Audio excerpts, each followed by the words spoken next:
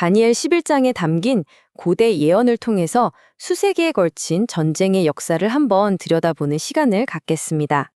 오늘 우리는 다니엘서의 아주 흥미로운 한 부분을 파헤쳐 볼 건데요.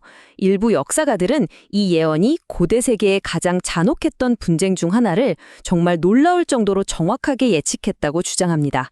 이게 과연 가능한 일일까요? 자, 이 거대한 역사 드라마를 이해하려면 먼저 무대 위에 등장하는 두 주역을 알아봐야겠죠? 이 예언은 알렉산더 대왕이 죽고 나서 그 거대한 제국을 누가 차지하느냐를 두고 싸웠던 두 후계 왕국 간의 오랜 전쟁을 묘사합니다. 남쪽에는 이집트의 프톨레마이오스 왕조, 그리고 북쪽에는 시리아의 셀레우코스 왕조가 있었죠. 이 둘의 충돌은 피할 수 없는 운명 같은 거였습니다. 자, 그럼 이 기나긴 분쟁의 불씨는 어디서 당겨졌을까요? 좀 비극적인데요. 바로 살해당한 한 공주에 대한 복수의 맹세에서 시작됩니다. 다니엘서를 보면요. 남방의 지도자가 그냥 복수만 하는 게 아니에요. 북방의 심장부를 꿰뚫고 심지어 그들의 신들, 그러니까 종교적인 상징물까지 빼앗아 올 거라고 아주 구체적으로 예측합니다. 이건 단순한 군사적 승리가 아니라 상대에게 완전한 굴욕을 안기겠다는 거였죠.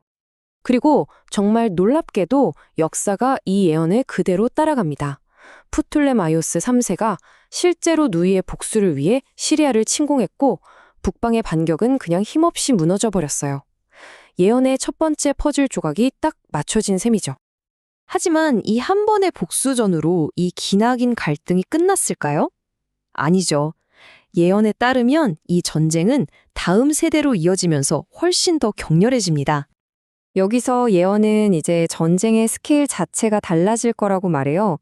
북방이 어마어마한 군대를 일으키지만 경노한 남방왕, 그러니까 그 분노 앞에서 결국 무릎을 꿇게 될 거라고요. 이 예언, 놀랍게도 제4차 시리아 전쟁의 기록과 정말 완벽하게 맞아떨어집니다. 스스로 대왕이라고 불렀던 북방의 안티오코스 3세가 라피아 전투에서 충격적인 패배를 당하면서 남방의 승리로 끝이 나거든요. 하지만 이 대왕의 패배가 이야기의 끝은 아니었습니다. 오히려 더 큰 복수를 위한 서막이었죠. 예언은 이제 전세가 완전히 뒤집힐 거라고 암시합니다. 이 구절을 보면 북방왕이 그냥 군대만 다시 모으는 게 아니에요. 판을 뒤흔들 새로운 동맹까지 데리고 돌아온다고 예측하죠. 이게 무슨 뜻이냐면 더 이상 둘만의 싸움이 아니라 주변 강대국들까지 얽힌 국제전으로 커진다는 의미였어요. 그리고 예언은 또다시 현실이 됩니다. 기원전 198년 안티오코스 3세가 정말로 마케도니아와 손을 잡고 돌아와서 이집트에 결정적인 패배를 안겨주거든요. 이 승리에서 가장 중요한 결과가 뭐였냐면 바로 영화로움 땅, 즉 유대가 100년 만에 북방의 지배 아래로 들어가게 됐다는 점입니다. 자, 이 타임라인을 한번 보세요. 100년이 넘는 시간 동안 어떻게 두 왕국이 엎치락뒤치락 했는지 한눈에 보이죠? 그런데 기원전 168년 이 모든 걸 뒤엎어버릴 정말 예상치도 못했던 새로운 강자가 등장하면서 역사의 판이 완전히 바뀌어버립니다. 예언은 여기서 멈추지 않습니다. 북방의 지배가 더욱 공고해질 거라고, 특히 안티오코스 3세의 뒤를 이은 안티오코스 4세의 잔혹한 통치를 아주 구체적으로 묘사하기 시작하죠.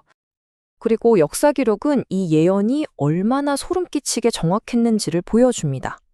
안티오코스 4세는 그냥 영토 전쟁을 한 게 아니었어요. 유대민족의 정체성 자체를 아예 없애보려고 했습니다. 성전에 제우스 제단을 세우고 그의 종교 탄압은 정말 극에 달했죠. 지금까지의 이야기는 전부 북방과 남방, 이 둘의 싸움이었잖아요. 그런데 바로 이 지점에서 예언은 이 모든 판을 뒤엎어버릴 완전히 새로운 플레이어의 등장을 알리면서 정말 충격적인 반전을 보여줍니다. 본문을 보면 와서 치는 자라는 이름도 밝히지 않은 어떤 세력이 나타난다고 해요. 그 누구도 막을 수 없는 힘으로 이 지역 전체를 장악하고 영화로운 땅, 바로 유대의 운명을 손에 쥐게 될 거라고 말이죠. 자, 언뜻 보면 이 구절은 드디어 북방의 안티오코스 4세가 최종 승리를 거두는구나 하는 장면처럼 보일 수 있어요. 하지만 역사적인 해석은 우리를 전혀 다른 결말로, 훨씬 더 거대하고 극적인 결말로 이끌어 갑니다. 그 정체는 북방 왕이 아니었습니다. 갑작스럽게 역사의 무대에 등장해서 그 누구도 막을 수 없었던 신흥 강대국, 바로 로마 공화국이었습니다. 로마의 등장은 정말 모든 걸 바꿔놓습니다. 기원전 168년에 로마가 딱 한 번 개입했는데 그걸로 100년 넘게 이어진 남북전쟁이 끝나버렸어요. 그리고 불과 한 세기도 안 돼서 한때 그렇게 강력했던 두 왕국 모두를 역사 속으로 삼켜버렸죠. 아까 예언에서 멸망이라는 단어가 나왔잖아요. 이게 로마 장군 폼페이우스가 예루살렘을 정복할 때 벌어진 참상과 정말 소름 끼치도록 맞아떨어집니다. 당시 학살된 유대인의 수가 무려 12,000명에 달했다고 하니까요. 자, 그래서 우리는 마지막 질문에 도달하게 됩니다. 이 다니엘 11장은 정말 미래를 내다본 예언이었을까요? 아니면 그냥 후대의 역사가들이 과거의 사건에 기가 막히게 끼워 맞춘 놀라운 우연의 일치였을까요? 어쩌면 이렇게 역사의 혼돈 속에서 어떤 패턴과 의미를 찾으려는 것 자체가 우리 인간의 본능일지도 모르겠습니다. 여러분은 어떻게 생각하시나요?